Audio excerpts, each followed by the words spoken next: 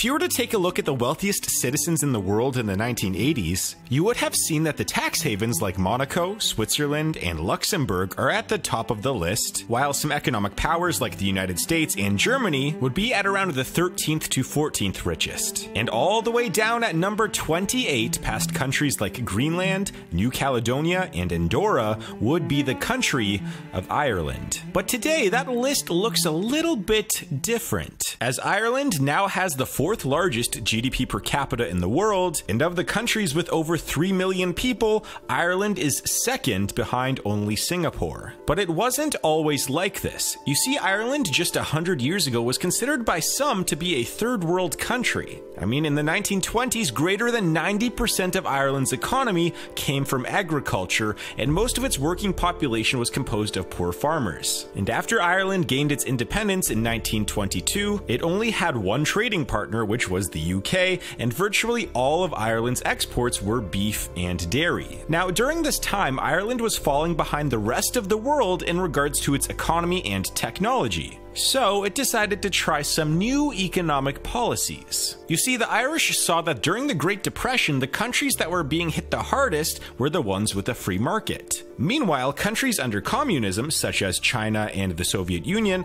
were actually experiencing some economic and industrial growth during that time. So the statesman Eamon de Valera decided to take some ideas from the Western world and some ideas from the communist regimes. That's why Ireland soon nationalized and monopolized a large portion of its economy. It banned most foreign trade and investment, and put high tariffs on virtually all goods from other countries. Now, these policies were supposed to help make the country self-sufficient and rapidly industrialize the nation, but that is not what happened. You see, the first thing that occurred after these economic policies were put into place was that the Irish began leaving the country at faster rates than they were before. In fact, from 1840 to 1950, the population of Ireland went from 8 million people all the way down to 4 million people. Although I should mention that the potato famine of 1845 played a major role in this as well. Now, the second thing that happened was that the Irish policymakers ran into a problem. You see, in order for a country to become industrialized, they need all of the resources required to build things like factories, ports, and modern buildings. Now, for large countries with tons of resources like Russia and China, that was not much of a problem. But for a country like Ireland, which is 0.49% the size of Russia and 0.88% the size of China, this would prove to be troublesome for the small European nation. And even if Ireland were to be abundant in all of the required resources, it would have been very difficult to build an industry around each one of those resources because Ireland's population was small, and it was actually less than some cities like New York and London. Now, one interesting note is that because the Irish were going through some tough times, the country was actually one of the very few nations in the world to stay neutral during World War II. Anyways, over the next several decades, the nationalistic economic policies would prove to be disastrous for the Irish economy, as there was very little economic or industrial growth during that time compared to the rest of the European world. So, as virtually all communist countries have done, they decided to change their economic policy. In 1957, Ireland began accepting foreign investment. They slowly began opening up to more international trade, they started investing heavily into education, and they began selling off many of their state-owned companies. And soon after, in 1973, Ireland joined what would become the European Union, which is viewed by many as Ireland becoming a modern nation. However, things took a little bit of a turn. You see, a combination of an oil crisis, uncontrolled government spending, bank strikes, and extremely high taxes, upwards of 50% for the average person, led to one of Ireland's worst economic downfalls in its history. Unemployment in the 1980s hit 17%. That's similar levels to what countries are going through today during the lockdowns. Their infrastructure was also faltering as many parts of Ireland experienced power outages, and soon the country once again became an impoverished nation when it was nicknamed the sick man of Europe.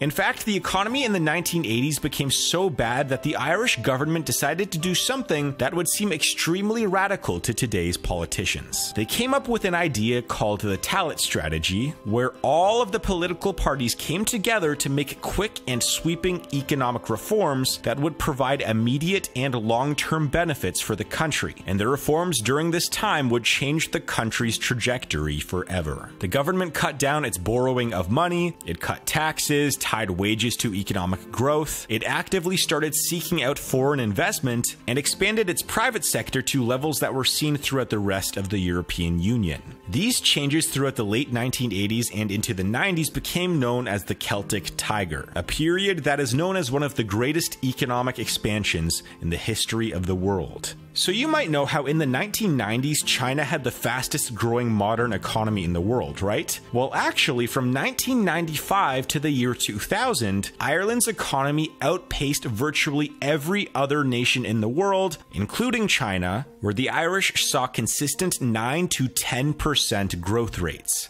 And let's put that into perspective. In the year 1987, the average Irish adult had an income that was 66% lower than that of the average person in the UK. But just 13 years later, the average Irish person had an income that was higher than the average person in the UK.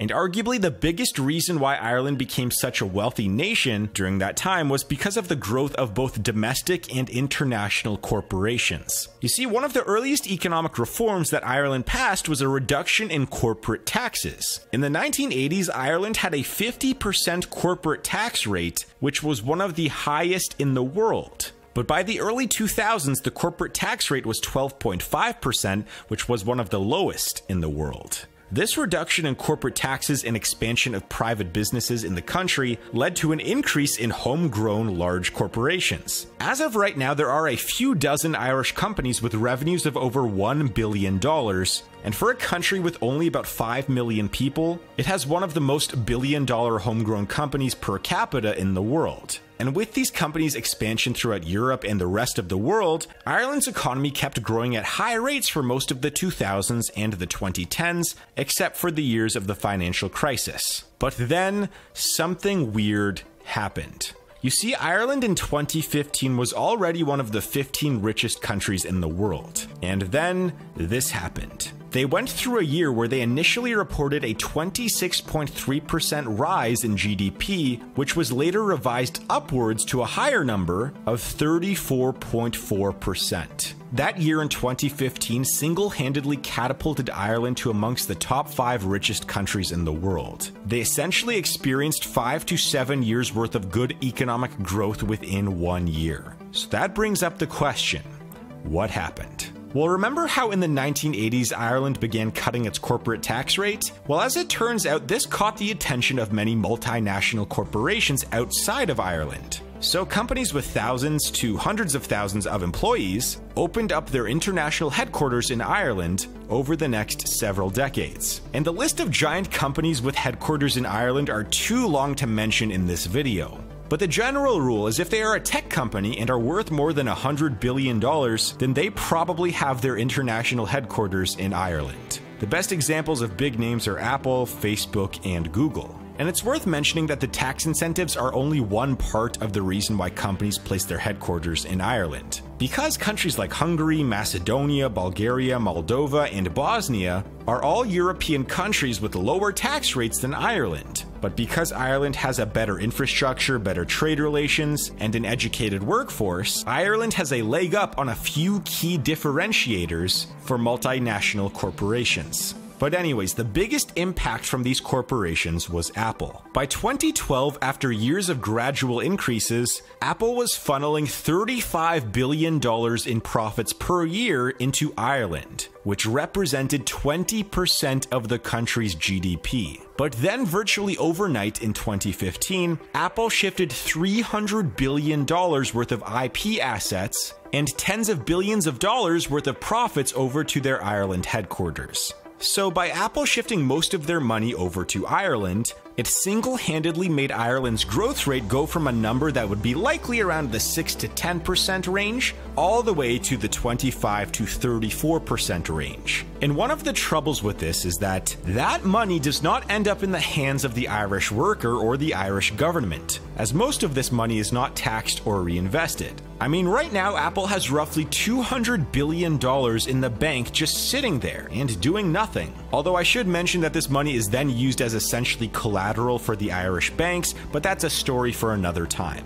So in a sense, Apple artificially pumped up the entire GDP per capita of Ireland by itself, and that event became known as leprechaun economics. And this is the aftermath. Ireland actually was forced to come up with a new standard of reporting its economic data, and began using a new metric called modified GNI instead of using GDP. When these new metrics are used, Ireland is still a wealthy country, being somewhere in the top 10 richest in the world, right behind countries like the USA, but it no longer gives us the perception of Ireland being way wealthier than the rest of the world. Also, if you were to use the modified GNI metric, you would find that Ireland is actually one of the most indebted countries in Europe in relation to the size of its actual economy. Yet despite all of this, Ireland still has a governmental budget surplus thanks to the sheer amounts of corporate money being funneled into the country. So all in all, what Ireland has done over the past 100 years has been quite remarkable, going from a poor farming nation to a fairly well-off country that is home to the world's largest corporations. But it's very strange to think that Apple in some years is composing about 20 to 25% of Ireland's economic growth. So in reality, Ireland's economy is relatively solid, but it's definitely